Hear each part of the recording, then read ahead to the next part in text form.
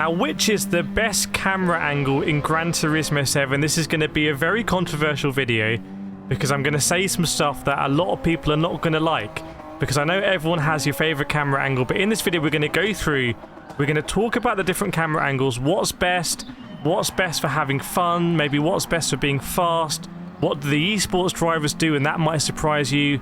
Are you at some disadvantage or advantage if you're using VR when it comes to camera angles? Gonna let you know. So if this video helps you, please hit that like button, hit that subscribe. We're gonna start here with third person. Now, I get a lot of heat on my YouTube channel because I do a lot of videos where I drive in third person, and people are like, oh, how can you drive in third person? It's so unrealistic, or it's cheating, or what's the point in having a proper, let me take it off, a proper steering wheel, direct drive steering wheel, if you're gonna play in third person view on a wheel? Well, let me tell you a few things about it. So third person camera, in my opinion, there's absolutely nothing wrong with driving in it. Firstly, you get absolutely insane visibility. You can see here just how much visibility we're getting in the Suzuki Cappuccino.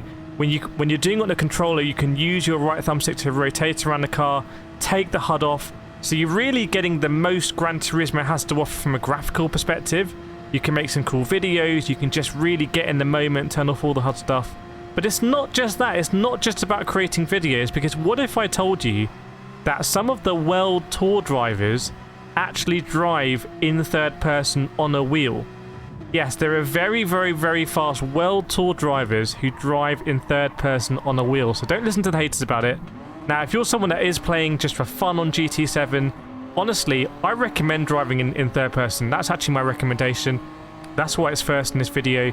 For me, it's the most fun. You can see here when like a casual, like I think it's a cops and robbers lobby or something in GT7. We get to admire the cars that you've bought.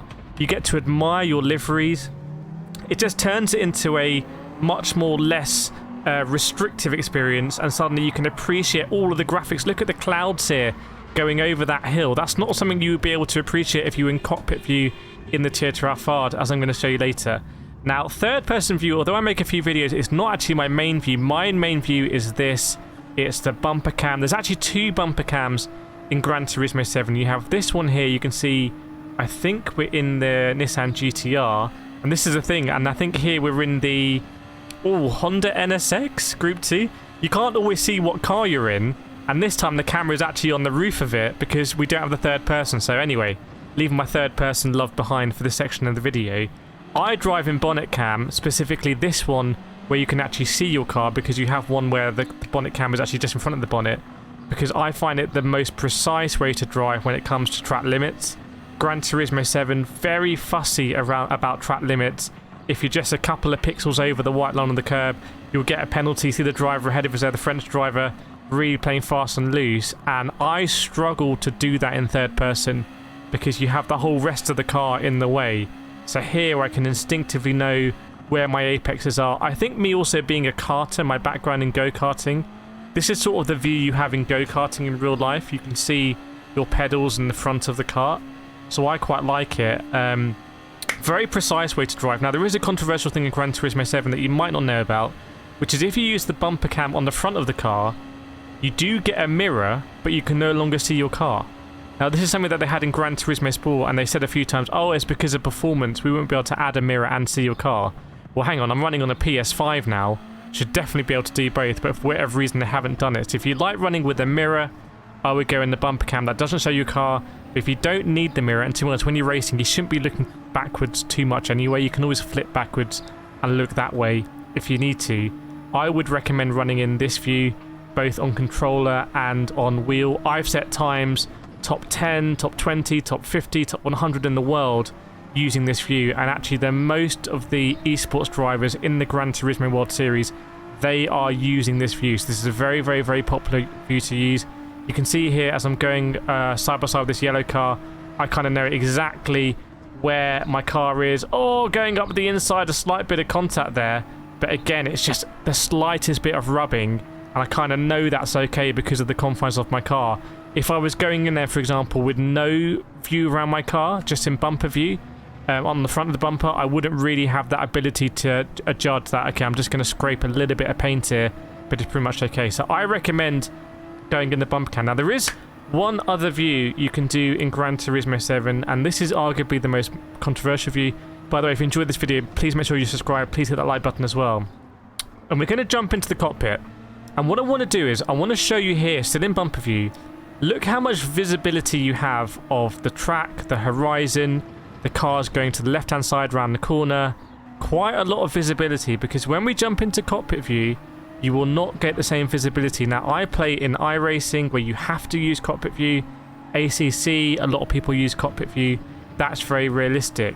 In Gran Turismo 7, it's not quite the same. Let's go, and we're actually going to do it in VR. So here we go. Going in the Toyota Alphard in cockpit view. Right. Look how less visibility you have in this cockpit view camera. So if you want to be fast, it's not going to be easy. And you see that Ferrari there just disappears out of view as we overtake it. It's not going to be easy to be fast in cockpit view, but it is the most authentic. And by the way, if you're playing in VR, as I am here in this footage, you do need to be. And look how big that Suzuki Swift is as we just swat it out the way.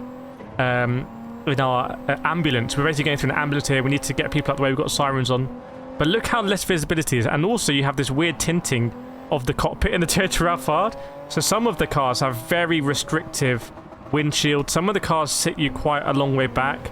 I believe the Toyota Supra is a car in Group 3 that sits you a long way back, so further restricting that visibility.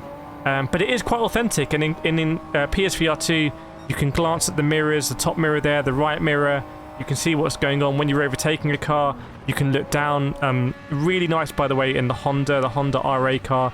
Absolutely amazing for this, the old Honda F1 car. But I don't know whether I can really recommend cockpit camera in Gran Turismo 7. There aren't enough adjustments that you're able to make. So in iRacing, you can make field of view adjustments. You can bring yourself higher or lower. You can adjust your view of the horizon, and you can make it really bespoke for you. You can't really do a lot of that in Gran Turismo 7. They do have some little adjustments you can make, but not enough in my view. And in PSVR 2, you also do lose in cockpit view a lot of the information when it comes to you lose the ref band and everything. So if you're driving a cockpit in PSVR 2, you are actually going to be a disadvantage. I've made a lot of videos on that. So those are the camera angles that I wanted to show you. We've got third person, we've got cockpit bumper, and we've also got so we've got bumper, we've got cockpit as I crash the car here. Let me know in the comments which is your favorite camera angle in Gran Turismo. This is a great example here. You can see actually having to look out the right-hand side of the window and seeing if the coast is clear. Is it clear? Oh, I wasn't sure it was. And there's a massive... Is that the Ford pickup truck going next to us? So you do get those really realistic moments. But for me, third person is the most fun. Bumper is the most precise if you want to be the fastest. And cockpit is arguably the most realistic, but it has some drawbacks. Those are my opinions on the cameras in Gran Turismo 7. Let me know what you think, and I'll see you next time.